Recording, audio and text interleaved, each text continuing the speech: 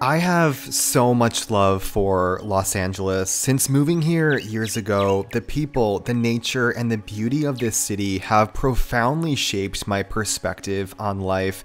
Every week when I hike through the Palisades, I feel deeply connected in ways that make it difficult to even explain. It may sound sentimental and sappy, but some of my calmest and most introspective moments have been within the incredible nature of this neighborhood. That's the good life. Just weeks ago, I captured this footage, simple, peaceful moments of a squirrel exploring its home, but after the recent events, that sense of carefree joy feels heartbreakingly distant. It feels unimaginable that this beautiful part of Los Angeles is no longer as it once was, a community forever altered as the 2025 Palisades fire swept through, destroying thousands of homes and buildings and changing lives in just minutes and hours, the first of multiple fires that would wreak havoc throughout the county.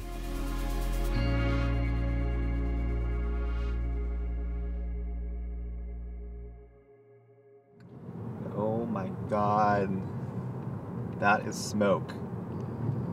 That is crazy. Holy shit.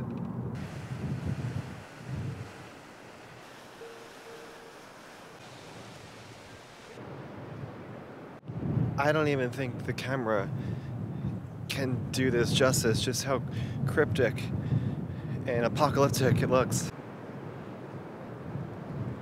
Probably the craziest thing I've seen living in Southern California for the past 4 years.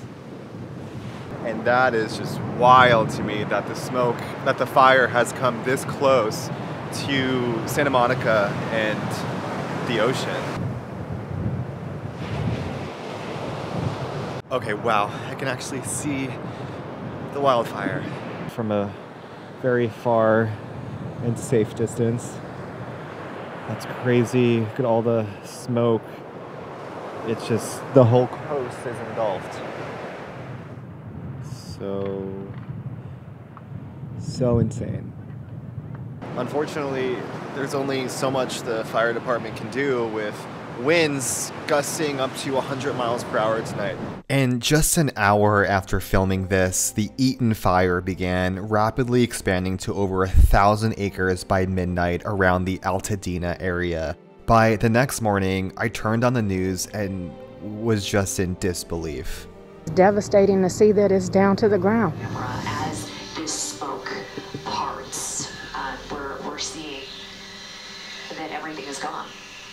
This is unrecognizable, and when we wake up to this damage and start thinking about rebuilding and piecing their lives and their livelihoods back together, this also underscores. At the time of this video, it's still unclear how exactly this started, but what we can say right now is that over the past 2 years, we've seen an unusual amount of winter rainfall here in California. There were stretches when it felt like it rained every day until April of last year. While this helped ease the persistent drought, it also led to a surge in new brush and plant life across the mountains, vegetation that became highly flammable. And with extremely intense Santa Ana winds blowing, partnered with intense dry conditions, this may just have been a disaster waiting to happen. Alright, so it's been a crazy few days. I feel like I've just been doom scrolling for days. Fortunately, I have not been directly impacted by the fires aside from just the terrible air quality and the smoke that's happening here, which I think some people who live outside of Los Angeles and California maybe don't understand is that most of us in the city of LA have no direct impacts. Like where I am here in Culver City, it's just like another normal day. Here at Target, we just went to pick up some essentials that I am going to bring over to the Rose Bowl Stadium where they're taking mass donations. So let's go take a drive over to Pasadena.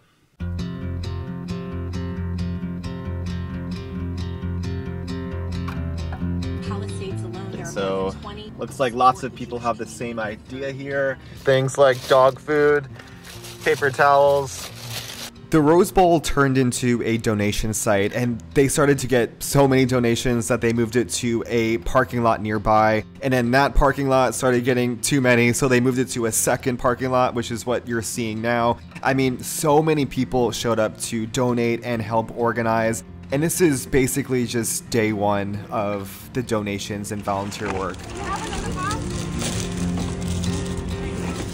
Basically just anything you can imagine was being donated, from shirts and clothes to water and food and just literally everything. So that was really something to see. I overheard a woman with her family who lost her house and who had no other clothes except for the ones on their back. So it's really just nice to see so many people donating and coming together for everyone in need. And you know what? I saw it online, but I'll say it here. We're a city that everyone, you know, likes to say that is so phony and everyone is just trying to get something from you and social climb. It doesn't look like it from these videos, does it? And later that evening, I headed over to the Baldwin Hills Scenic Overlook in Culver City just to catch a view of everything going on up north. Just a crazy sight to see here from Culver City, and the smoke stretches all across the coast. Also a very quiet, somber moment as people just look, just view what's going on here.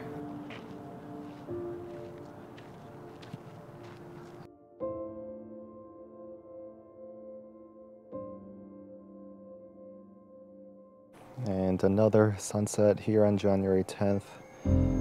Here's to hoping tomorrow's a better day in Los Angeles.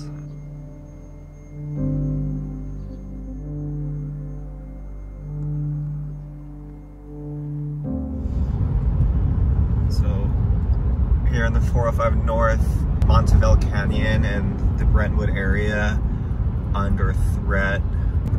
Oh my God, it's crazy just seeing it all happen and unfold on the news, and then just seeing it live here. Jesus. Oh my God, you can even, I don't know if you can see it on here, but I could see the helicopters hovering over all of this smoke on the freeway.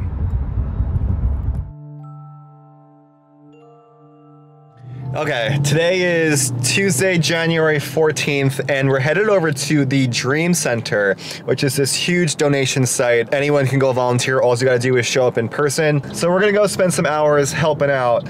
Let's go. Just outside the Dream Center in Echo Park was a massive influx of cars waiting to drive in the lot and donate what they brought. All I had to do was sign a one-page waiver located at the iHeartRadio booth, and I was good to go volunteer. It all felt like a massive assembly line, a full-scale production with endless goods flowing in, volunteers organizing and stacking pallets, and trucks being loaded up to head out for delivery. Okay, so sorting through all of these donations and then loading them up on the trucks. Look at all this stuff. Just loaded up a toy pallet. Kids are gonna think it's Christmas morning. So much water. Like, oh my God. People just keep coming in with all these donations. Getting everything saran wrapped up. It's just like piles and piles. Okay, definitely got my workout in lifting all those heavy boxes and organizing everything. There's just so many donations. I mean, anything you could think of was there. A Taylor Swift album. My favorite though is probably loading the pallet for all of the kids' toys and the stuffed animals. But yeah, if you're in the Los Angeles area, the Dream Center here in, I think it's like Silver Lake, Echo Park, is a great place to go volunteer. They're probably gonna need volunteers for a while with the amount of donations coming through and the line of cars that we were seeing.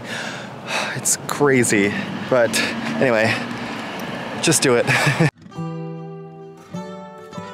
Okay, here at Venice Beach, it's been quite a week. There's surfers, there's beach goers, completely different than just almost a week ago when I saw all the smoke engulfing the coast. But today it's super clear. Luckily, There's no signs of any smoke or fires from the Palisades this time. We got graffiti at Venice Beach here thanking the firefighters.